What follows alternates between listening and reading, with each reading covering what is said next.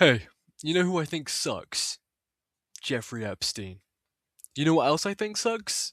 The DOJ. In fact, I think America as a whole is probably just, like, obviously the most powerful country in the world, but I think it fucking sucks. Coming at you with a bit of a live curveball here, Pam Bondi just started glazing Trump and lied under oath, stating that he, and I'm not joking here, is the most transparent person we've had in office.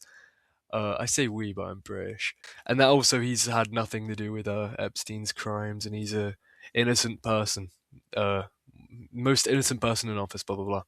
First, I kind of want to tear apart that little brown nugget she diarrheaed out just there in her little glazing speech to Trump there.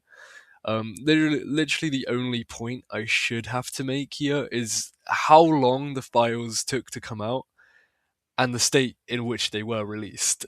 One of Trump's biggest selling points a couple years back when he was obviously like him versus Kamala, and a lot of people who have been in the running to be president. All of like one of their biggest selling points is the long-awaited release of the Epstein files and condemning the monsters in the files to actual punishment instead of just flying under the radar. Uh, Spoiler alert, that's what's going on now. Last year, Pam Bondi herself actually started saying that she had the files on her desk. Like, you know, in movies when they like blow the dust off the old relic and then it's good to go. Like, the Epstein files are sat right next to her mouse and keyboard, fucking on her desk, you know what I mean? But then the FBI and the DOJ decided they actually don't exist. There's no client list, no nothing. They're just retconning the whole storyline, which Trump literally did again after saying that they were real, but Obama and crooked Hillary were the dastardly villains behind the whole fucking thing. No, those scum, dagnabbit. Oh, why I order. Then in late like December last year, they actually released the files as like an early Christmas present. You know, Merry Christmas. Here are those files you wouldn't stop going on about that we told you is old news, and there are bigger problems in America. And there was genuinely, I would say, probably about 50% of it redacted or like blacked out. Since this literally broke the law, as the redactions were only meant to be used for the victims' protection, uh, they're supposed to release them properly, like court ordered, you know, law. A couple weeks ago, we did get a fresh batch of files, you know, fresh from the oven, you know, off the top rope, just out of nowhere. They were obviously a bit late, but this whole like late reveal actually revealed so much. This shit is genuinely coming in waves like a round of COD zombies. But this time it's not just staring into a void, you know, just pages of redactions and blacked out text. This time it wasn't just a nothing bugger protecting dirty fucking pedophiles. It actually discusses like disgusting and vile fucking acts like there was cannibalism and satanic rituals mentioned, and also Five Nights at Freddy's porn. You know, the big Freddy Faz mentioned in the Epstein files. Who would have thunk it? This bloke's 40, by the way. So if you ask me, not the most transparent. Sorry for the little tangent there. I realize I just ripped her a new one over something she spouted out because someone dared accuse, you know, King Trump of something bad. But you know, onto the other thing. It's been well documented that Trump and Epstein were, you know, locked in. They were best buds till the end. You know, two peas in a pod, proper ride or die. That's actually probably the most transparent we've ever had Trump be. Is that his relationship with Epstein? You know, they're at least pals. You know, they at least go back a little bit. And then we've also seen with you know, the recent wave of Epstein files. You know, in his emails to Ghislaine Maxwell, that Trump has Trump has had some time at Epstein's humble abode. In a 2011 email to his partner Ghislaine Maxwell, Epstein wrote to her saying that he knew about the girls. That's in quotes, by the way. I'm taking a quote. But yeah, you know, this is just one example, but I think you could put one and two together, or one and 100 together. He flew on Epstein's private planes. They hung out constantly with many photos as fucking evidence that you can see with one search, by the way. And his name appears thousands of times in the Epstein files. You know, redacted, unredacted, who cares? Because you can remove the redactions. They were that lazy with it. I've seen someone say a million times, but I don't know how reliable that is. So I'm just gonna just take that with a grain of salt. And also, just as a cherry on top of all of this, you can go to the Guardian's website and look at a timeline of Donald Trump and his sexual misconduct allegations if you really wanted to. You know, dating as far back as like the early 90s, maybe earlier. I didn't go through the whole thing because there was so many.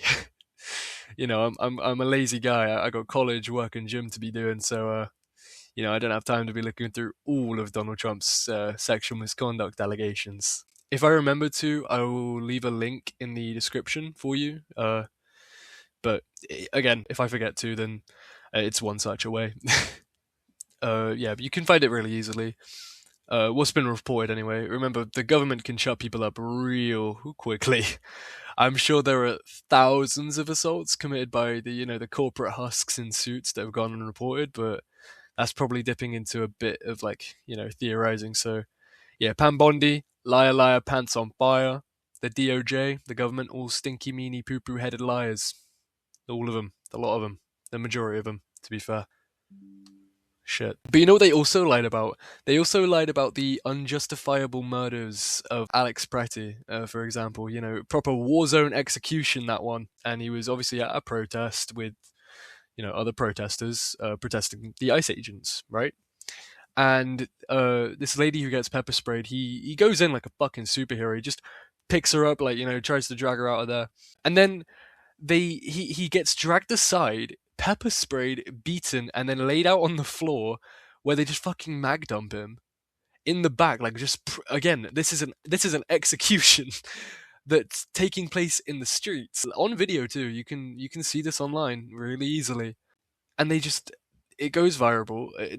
Yeah, multiple angles, it goes viral, and then they lie about his character on the news, but there's not as much discourse with it, and most people are on the same page that this shit's not normal, and it just shouldn't have happened flat out. But what really pissed me off was arguing on Twitter about Renee Good with actual lobotomy patients, like the homunculi, saying that she was in the wrong at the time of her death. So, short summary, she's driving through the neighborhood, sees her neighbors being harassed by ICE agents, and she's driving up, cruising along like, oh, what's going on here? And then they try ordering her out of the car for no reason. She panics and tries to drive away. Bear in mind, she was getting conflicting orders to drive away and also stay put to get ID'd, with a gun being waved around in her face. So obviously she tries to drive away in a bit of a panic. Keyword away, by the way. They try to frame it as this crazy blue-haired lefty was gonna run him down with a fucking automobile. So they apparently had no choice but to shoot her down in the face with a fucking Glock. I think it was 3 shots. Crazy. But you can literally see in one of the multiple videos that she is driving away from the guy. He's running into the car to I don't know, body block it. I don't know who this guy thinks he is. He probably thinks he's the Hulk. But she's driving away from him. She's not even running over his feet, because she is driving away. The tires are moving away from them, because she's obviously just trying to get away from the situation. And the federal government are publicly defending these executions in the street as if it's self-defense. This shit is straight out of a fucking comic book. I'm not lying to you. This is a Daredevil plotline that's currently being adapted in a TV show. This shit's fucking wild. And then the last thing that I wanted to talk about was the, multiple angles of shit and how desensitized we all are to just seeing everything.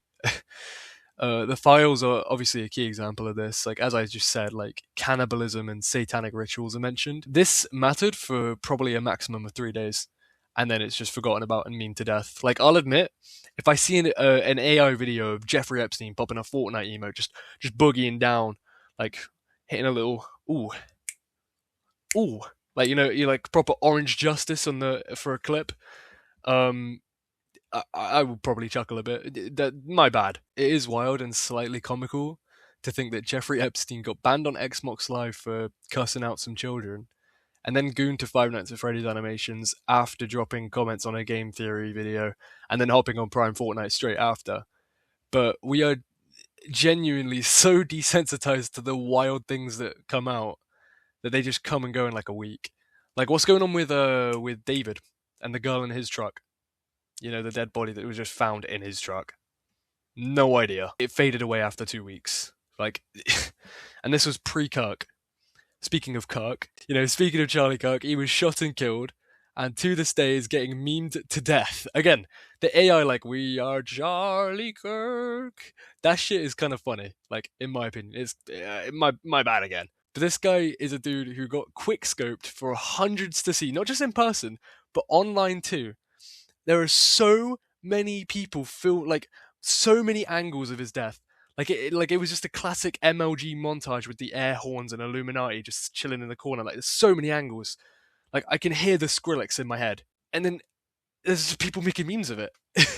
Like you could see, like you can get close-ups. There was close-ups of it at the top of the TikTok feed. TikTok, you know how surface level that is. You don't have to trail off to the dark web or like Omegle where you'll see like the fucking, uh, like the fucking brutal shit. This is surface level TikTok.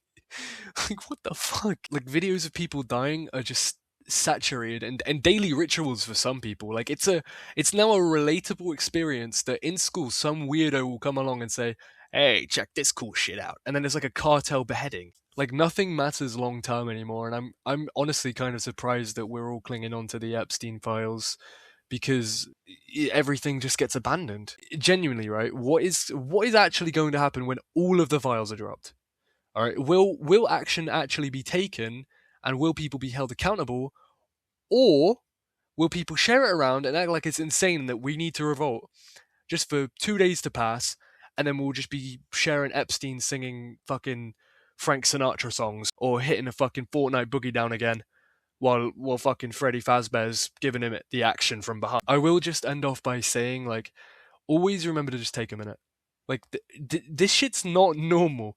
Even just seeing the shit that you will see on your phone. Watching people die is not and should not be a normal occurrence. Watching people die isn't and shouldn't be a normal occurrence in your day-to-day life or week. Like, it shouldn't be an occurrence flat out, right? Just remember to look after yourselves out there. Like, especially you lot in America. You got it rough at the minute, mate. um, yeah, that's basically it. See ya.